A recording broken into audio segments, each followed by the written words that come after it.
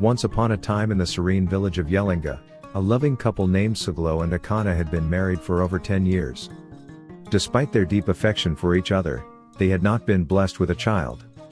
This absence weighed heavily on Ekana, who often blamed herself for their childlessness. She saw her self-worth diminishing with each passing year, despite Suglo's constant reassurances that their prayers would eventually be answered. One day, Ekana attended a friend's baby naming ceremony. There, she experienced a humiliating incident when her friend refused to let her hold the baby, insinuating that Ekana's barrenness was a curse. Devastated, Ekana returned home in tears. Seeing her distress, Suglo decided it was time to adopt a child, hoping it would bring joy to their lives. The next morning, filled with anticipation, Suglo and Ekana visited the village orphanage. Among the children, Ekana's eyes were drawn to a quiet girl named Kata, who sat alone in a corner.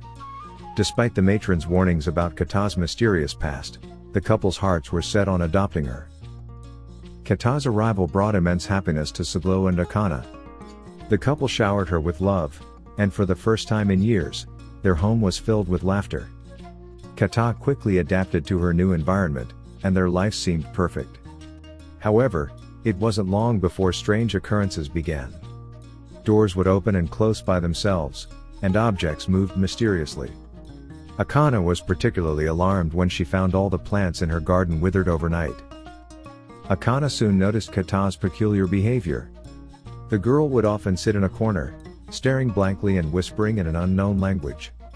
These episodes were unsettling, especially since they often preceded heated arguments between Suglo and Ekana. One day, while Ekana was cooking, her pot of soup inexplicably tipped over, nearly scalding her feet. Turning around, she found Kata staring at her with an intense gaze. Terrified, Ekana began to suspect a connection between Kata and the strange happenings. Late one night, Suglo and Ekana were awakened by a noise. They discovered Kata leaving the house and decided to follow her. Keeping a safe distance, they watched as she entered the village forest, a place known for its eerie tales. Kata led them to a large, ancient tree where she began chanting in a strange language. Dark figures emerged from the shadows, circling her as she continued her incantation. Horrified, Suglo and Ekana retreated, but not before witnessing Kata collapse. Rushing to her side, they carried Kata back home. She lay unconscious for hours, and despite their efforts, she wouldn't wake. When she finally did, her smile sent chills down their spines, but they continued to love her unconditionally. Despite the ongoing terror, Suglo and Ekana's unwavering love began to affect Kata. The warmth and kindness she received started to fight the darkness within her. This internal battle was not easy, and Kata often felt torn between two worlds. One evening, while Ekana was braiding Kata's hair, the girl burst into tears. These were not tears of anger or malice, but of a child who had suffered greatly. Ekana held her close, whispering words of comfort and love. That night, Kata dreamt she was standing at the edge of a dark forest. An evil spirit tried to pull her back into the shadows, but on the other side, she heard Suglo and Ekana's voices calling her with love and hope. In her dream, Kata gathered all her strength and ran towards the light. When she awoke, something had changed. The darkness within her had weakened. Although the evil spirit was still present, it no longer controlled her. As the days passed, the strange occurrences became less frequent. Kata played and laughed like any other child, though she occasionally struggled with the darkness inside her. One evening, while playing outside, she collapsed and began to convulse. Terrified, Suglo and Ekana rushed to her side. Holding her tightly, they spoke words of love and encouragement. Suddenly, a dark shadow emerged from Kata's body and disappeared into the night. The evil spirit was expelled, banished by the power of love. Kata woke up, breathing heavily but smiling. She was finally free. The bond between Kata and her parents grew stronger, and their home was filled with joy and laughter once more. One morning, Ekana felt a strange sensation in her stomach. Visiting the village healer, she learned she was pregnant. Overjoyed, she shared the news with Suglo, who couldn't believe his ears. Months later, Ekana gave birth to healthy twin boys. The family's joy was boundless. Kata, too, was thrilled and embraced her role as a big sister. The poor orphan girl who had brought terror into their home had also brought unimaginable blessings. Suglo and Ekana's love had triumphed over darkness, proving that compassion and kindness could heal even the deepest wounds. The village of Yellinga celebrated the birth of the twins and the miraculous transformation of Kata. Suglo and Ekana's story became a beacon of hope for all, a testament to the power of love. The village elder blessed the family, acknowledging their trials and the strength they showed. He spoke of the importance of love and acceptance, urging the villagers to learn from Suglo and Ekana's example.